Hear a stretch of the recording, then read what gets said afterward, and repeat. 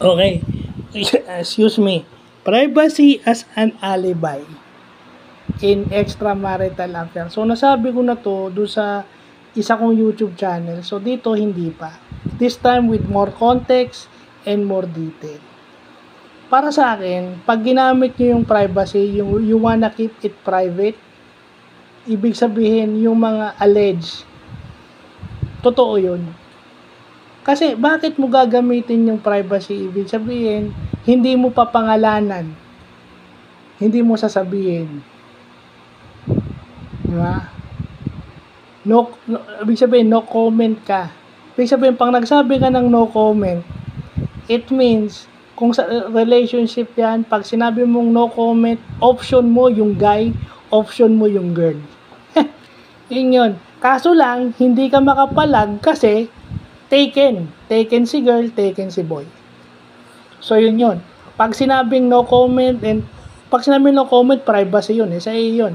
Pag si Boy Abunda, sila Boy Abunda nga nag-i-interview, you can answer it or not. Kasi napaka-delicate ng matter. Ibig sabihin, it can stir up, it can create more controversy, more problems pag sinagot mo. So, ibig sabihin, malapit sa katotohanan kapag ka ginamit mo yung privacy. Privacy as an alibi para sa extramarital affairs. Yun. Huwag nyong gamitin yung privacy na sasabihin nyo sa inyo, ganyan. Kasi naranasan ko yan. Naging basher din ako dun sa isang babae na pinaglalaruan lang ako. Diba? Sasabihin sa mga kakilala ko, si Jeffrey Pasag yung crush ko. Si Jeffrey Pasag yung boyfriend ko. Yung gusto kong lalaki. Pero pag nakatalikod na ako, sino ang lalaki na kasama? Boyfriend daw. Tapos nakalagay doon sa Facebook, may 5-year chick. Pag tinanong mo, hindi makasagot ng maayos. Hindi akong personal umarap, pinatanong ko pa dahil ayoko lumapit eh. Baka kung anong masabi ko, nakiusap ako sa isang tao para anong sinasabi, di ba? Kung doon sa representative ko o doon sa kumakatawan sa akin o doon sa emissary ko, doon sa napakiusapan ko na magtanong sa'yo, nagsinungaling ka. How much more kung sa akin ka mismo magsisinungaling? Yeah? Kasi deny kayo ng deny. Yun yung sinasabi ko kahapon. Kagabi. Kasi yung mga lumalabas na resibo, inconclusive. Hindi natin alam anong nangyari before. But some hindi naman makakalayo yun sa netizens. Because some netizens are marunong sa ganyan. Hindi nila titignan yung as magkasabay. Kasi lagi yung sinasabi, ginajudge. What if kung totoo naman? Yeah. Sinasabi, gumaganti lang yung legal wife. Gumaganti yung legal wife dahil gusto kanya yung Of course. Natural na gumanti yung legal wife kasi nung ipinundar yung property, nasa kanila yon.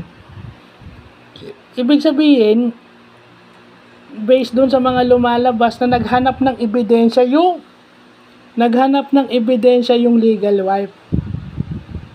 And then makikipag-anal ka. So ibig sabihin nga, sa dami na nakarelasyon mo, ito lang napatunayan na meron ka na namang bago. So kahit matagal na kayong maghiwalay, for as long na hindi pa annulled, o hindi, kasi wala namang divorce sa Pilipinas ngayon pa lang ata. If ever makapasa at pirmahan ng presidente, doon pa lang magkaka-divorce. Walang sa Pilipinas walang divorce. So walang settlement. Ipinapangalan sa iyo yung property kasi ikaw yung legal wife. The moment na kaya mo gusto magpa-annul is because papasok na yung number 2. Yun lang nga sinabi ko, yung number 2, yung mistress mo, magiging legal wife.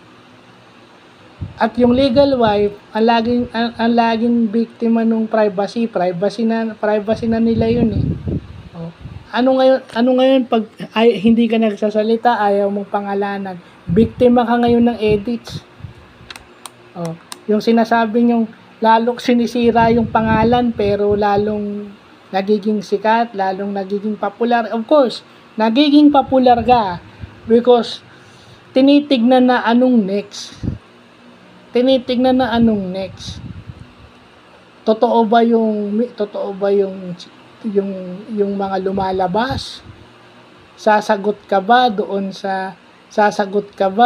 sa mga ibinibintang? Totoo bang meron kang mansyon pero sa kanya nakapangalan, yung mga ganun. Yung property is sa kanya nakapangalan pero ikaw yung nakatira doon sa property o sa bahay na yon, yung mga ganun. Kasi pag sinabi mong privacy, close to true yun, bakit mo gagawing private yung isang bagay na pwede mo namang pangalanan? Diba? O, kagaya nung sinasabi ko, diba, si Vincent ko, tsaka si Bea. Si Bea yung public figure, private itong si Vincent. Pero, ang alam lang natin kay Vincent is anak siya ng may-ari ng Pure Gold. That's all. Mayaman sila. Wala na tayong mauungkat. Dahil may kalalagyan tayo once pinakailaman natin yun. Yun lang yun. Wala namang masama dun eh. Oh. Kaso kasi natatakot tayo dun sa clamor. Diba? Dun sa clamor na mabansagan tayong other party. Hindi significant other mabantagan tayong third party or yung kabit. O mistress. Yeah. Natatakot tayo dun sa stigma. Pero kung hindi mo naman papangalanan at mapatunayan, mas delikado ka. Di ba? Kasi hindi mo maloloko tao. Hindi mo maloloko ang tao kasi merong way para makita yan. Kaso kasi hindi lang lumalabas sa social media, kaya lumalabas fake news. Kasi pag hindi mo mapatunayan, hindi mo makaption yung picture, kasi makikita naman ng tao kung picture yon o photograph yon, makikita mo kung edited o hindi. So sasabihin nyo, nakita sila ganito, si ganito, intimate. Pero dahil walang mailabas, ligtas kayo kasi walang mailabas eh. Okay? Lumalabas lang, biktima kayo ng edits. Bad edits o bad news. Bad write up kasi hindi mailabas. Intimate kayo sa ganitong country, may nakakita sa inyo intimately kissing. Siyempre, kailangan namang magkarelasyon kayo, hindi kayo maging intimate kissing. Sa ibang bansa, walang pakialam ang tao sa inyo kahit maghalikan kayo. Dito, may pakialam sa inyo. Kasi pag pipestahan kayo sa ibang bansa, hindi. At yung mga legal wife, may paraan yan para ma-access o makakita ng paraan. Hindi naman yan ilalabas.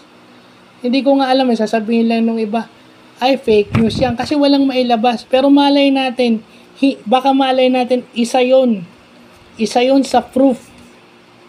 Isa yon sa proof na nakita nung legal wife, kaya siya nag-file ng BAUSI complaint. Isa yun sa mga resibong nakita niya na pwedeng hindi lumabas sa social media. Kasi yung mga lumalabas, leak. Leak lang yun. Nag-leak. Nagkataon lang lumabas kasi nakita yung pangalan nung sikat na napagbibintangang mistress. Kasi sinabi ko nga, pag hindi sikat, hindi papansinin. Pag sikat, papansinin.